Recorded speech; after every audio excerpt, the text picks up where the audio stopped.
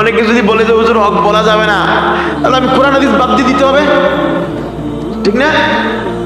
যদি বলে যে হক বলা যাবে না, তাহলে কোরআন যে হক, আল্লাহ যে হক, হাদিস যে হক, রাসূল যে হক, তাদের কথাই তো আমি বলতে হবে, আমার বলতেই হবে হক। হকের বাইরে যাওয়ার এক সেকেন্ড কোনো সুযোগ নাই আমাদের।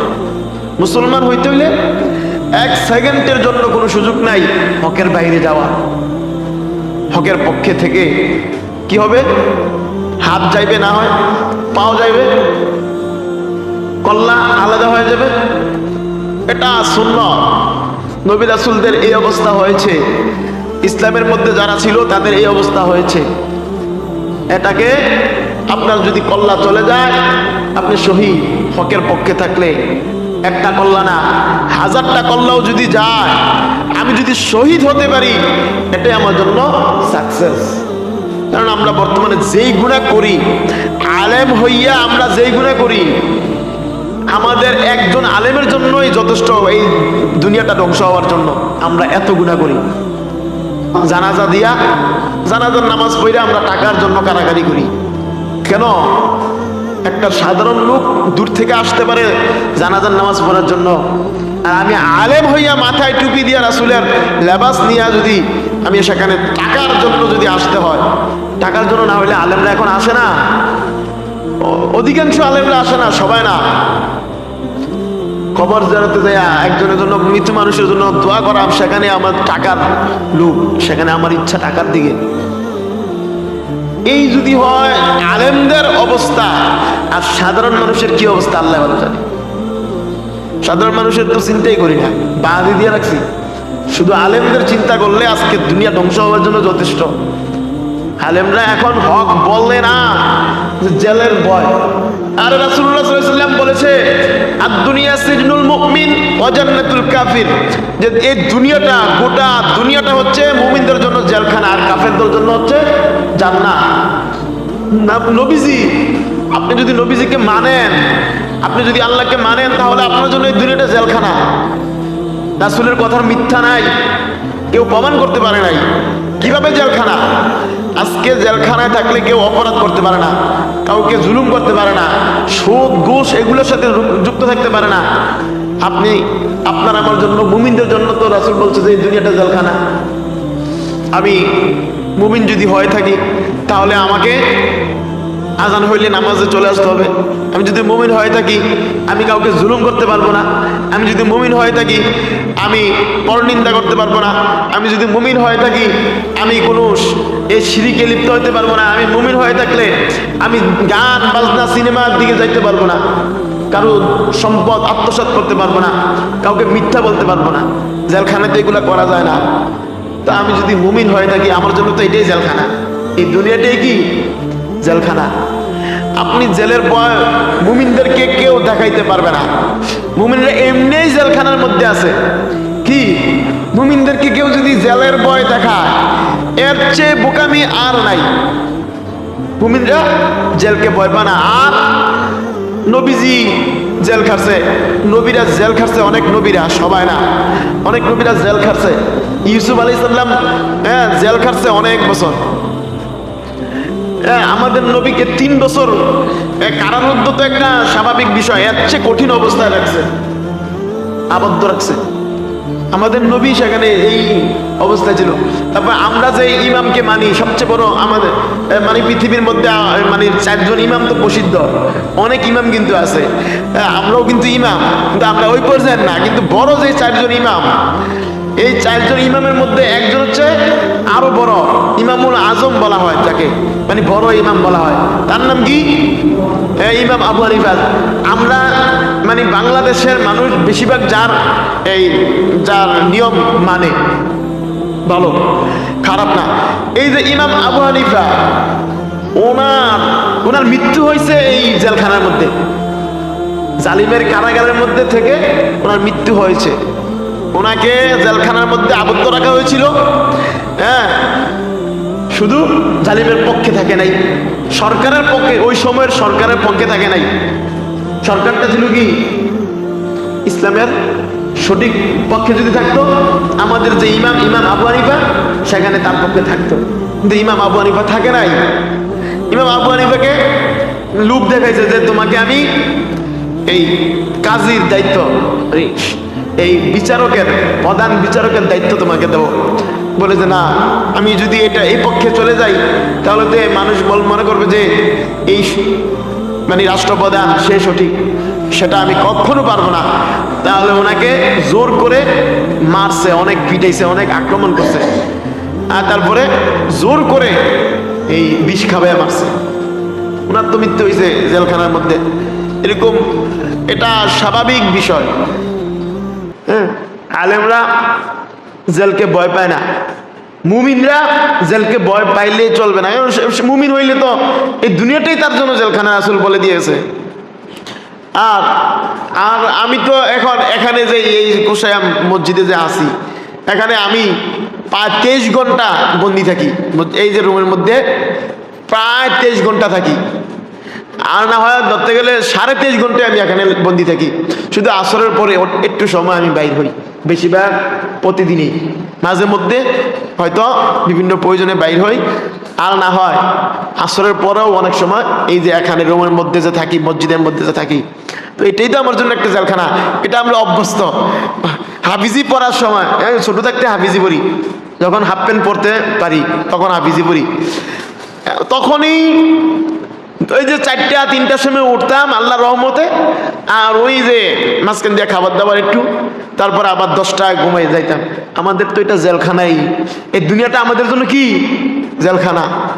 এটাই আমাদের জীবন। সাকসেস হইতে হইলে এই দুনিয়াটা হচ্ছে আর দুনিয়া মাজরাতুল আখিরা, আখিরাতের জন্য আপনি এখানে কিছু ফলন করবেন, তারপরে আখিরাতে যাই আপনি এই ফল ভোগ করবেন। আপনি দুনিয়াতে কিভাবে চলবেন? আপনার সময়টা হবে কি আল্লাহর জন্য, প্রতিটা সেকেন্ড প্রতিটা মুহূর্ত হবে আল্লাহর জন্য।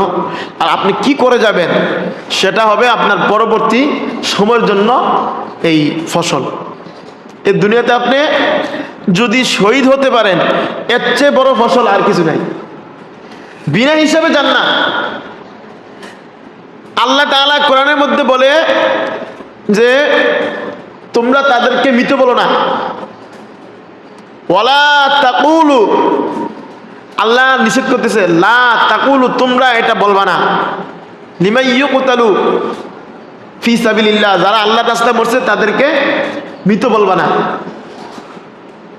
ওয়ালা তাকুলু লিমান ইউকতালু ফি সাবিলিল্লাহি আমওয়াত, আল্লাহর রাস্তায় যারা মরছে তাদেরকে মৃত বলবা না, আল্লাহ নিষেধ করছে। বাল আহইয়াউ, বরং সে জীবিত। আল্লাহ বলতেছে কি, বরং সে জীবিত। আল্লাহ বলতেছে এই কথা। আল্লাহ যে সৃষ্টি করছে, যে মৃত্যু দেয়, যে জীবন দেয়, যিনি আমাদেরকে মৃত্যু দেয় এবং জীবন দেয়, সেই আল্লাহ বলতেছে যারা আল্লাহর রাস্তায় শহীদ হয়েছে তাকে তোমরা মৃত বলবা না, বরং সে জীবিত। তো আমার আপনার তো এটাই সাকসেস, যে আমরা কি শহীদ হইতে পারলে জীবিত, চিরকাল জীবিত। এটাই হচ্ছে আবে হায়াতের পানি।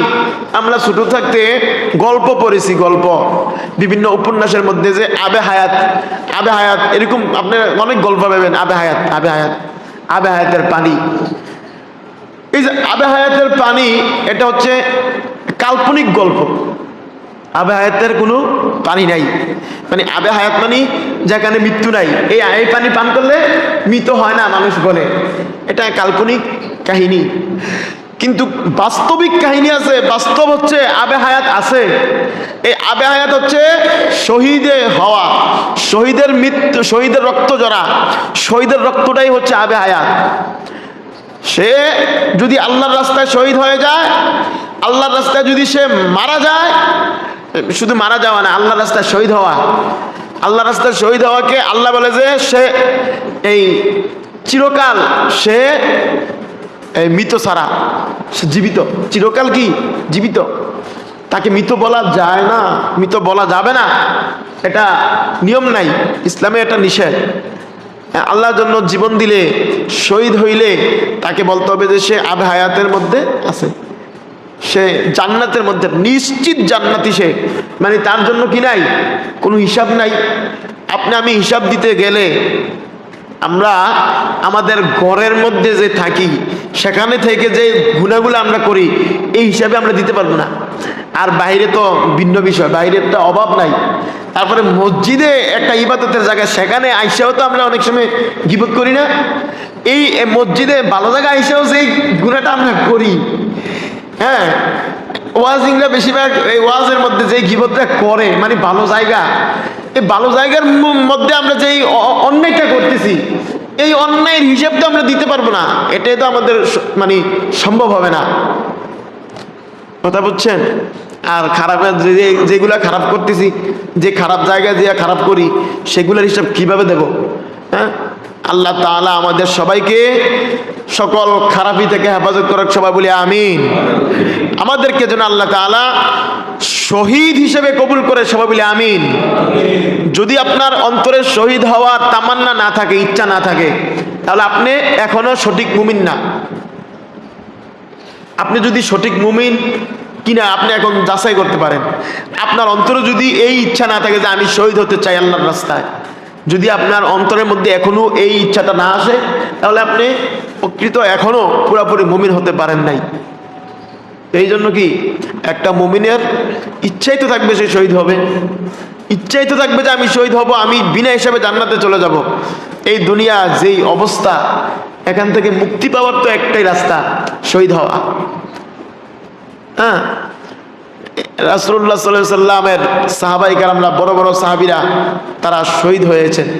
হযরত ওমর ফারুক রাদিয়াল্লাহু তাআলা আনহু, যার বয়স শয়তান কাফের, হ্যাঁ, সেই ওমর ফারুক রাদিয়াল্লাহু তাআলা আনহু শহীদ হয়েছে। হ্যাঁ, আলী রাদিয়াল্লাহু তাআলা আনহু শহীদ হয়েছে। হ্যাঁ, হাসান হুসাইন এই তারা শহীদ হয়েছে। এত এত মানে ইসলামের যে এত বড় বড় লোক, যাদেরকে আমরা অনেক মানি, ঠিক না, এই তারাই তো শহীদ হয়েছে।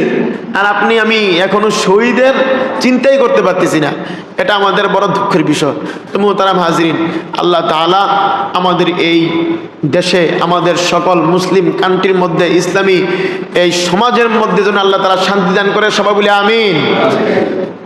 আল্লাহ তাআলা বলেন যে আলা ইন্না আউলিয়া আল্লাহি লা খাউফুন আলাইহিম ওয়ালা হুম ইয়াহজানুন, যে নিশ্চয়ই আলা ইন্না আউলিয়া আল্লাহ, যারা আল্লাহর ওলি, হ্যাঁ, যারা আল্লাহর ওলি, তাদের কোনো কি নাই, লা খাউফুন আলাইহিম, তাদের কোনো ভয় নাই,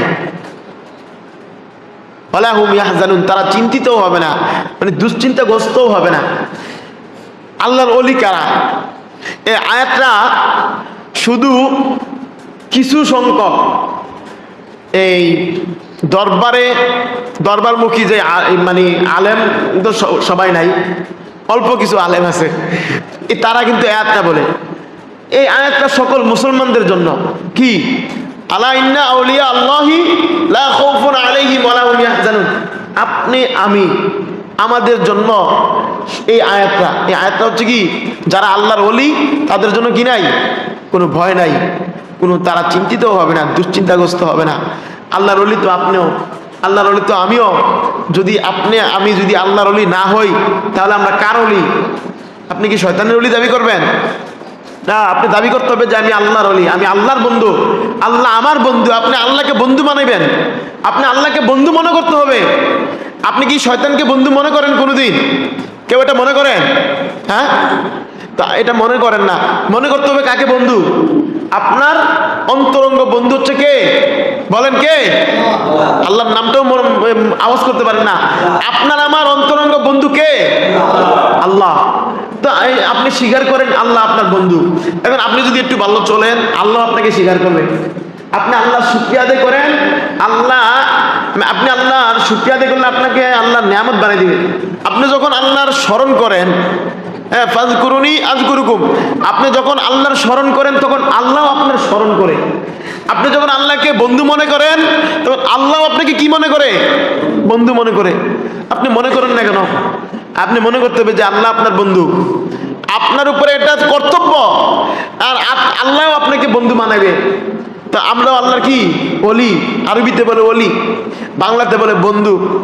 আমরা সবাই কি আল্লাহর ওলি হতে হবে, আল্লাহর বন্ধু হতে হবে। আমরা এটা দাবিও করবো যে আল্লাহ আমার সবচেয়ে বড় বন্ধু, আল্লাহর চেয়ে বড় বন্ধু আমার আর কেউ নাই। মা বাবা আমাদের আপন, কিন্তু স্বার্থের দেখা যায় অনেক স্বার্থের কারণে অনেক মা তার সন্তানকে জবাই করছে, বাংলাদেশের ঘটনা। অনেক মা তার সন্তানকে বিষ পান করে মারছে, বাংলাদেশের ঘটনা। শুধু পরক্রিয়ার জন্য। আপনার আমার মা বাবা সবচেয়ে বড় আপন না, এর চেয়ে বড় সবচেয়ে বড় আপন হচ্ছে কে? আল্লাহ। আল্লাহ ছাড়া আর নিঃস্বার্থ কেউ নাই। আল্লাহ ছাড়া নিঃস্বার্থ মা বাবা না। মা বাবা তো স্বার্থ, মা বাবা তাদের স্বার্থ অনেক অনেক স্বার্থ, সবচেয়ে বেশি স্বার্থ মা বাবা। একটা মা তার সন্তানকে লালন পালন করার সময় চিন্তা করে যে আমার বাবা বড় হয়ে একটা কিছু করবে, আমার সহযোগিতা করবে, আমার এই প্রয়োজন পূরণ করবে, ঠিক না? আপনারা না মা বাবা আপনারা এটা করে, এই চিন্তা করেন না? তা আপনার চেয়ে বেশি এই চিন্তা আর কে করে? আপনার সবচেয়ে বেশি তার প্রতি কি স্বার্থ। নিঃস্বার্থ মা বাবা ভালোবাসা না, ঠিক আছে? আল্লাহ তাআলা একটা মা বাবার প্রতি, মায়ের অন্তরে বাবার অন্তরে একটা ভালোবাসা, একটা দুনিয়ার আরেকটা মায়াজাত। তো যাক, এই যে মা বাবা কিন্তু আপনার প্রিয়, অনেক আপন, তারা কিন্তু স্বার্থ আছে। আল্লাহর কি নাই? স্বার্থ নাই, নিঃস্বার্থ ভালোবাসা। আপনি নামাজ পড়তে পারেন নাই, কি হয়েছে? আপনি বলেন যে আল্লাহ আমার সবচেয়ে আপন, কারণ আপনার এর চেয়ে বড় আপন আর নাই। আপনি একেবারে ধ্বংস, এখানে যদি আল্লাহকে আপনি স্মরণ করতে পারেন, আল্লাহ আপনার জন্য যথেষ্ট। আল্লাহ তাআলা যেন আমাদের সকলকে তার প্রিয় করণের সবাব বলে আমিন। ওয়া আখিরু দাওয়ানা আলহামদুলিল্লাহি রাব্বিল আলামিন।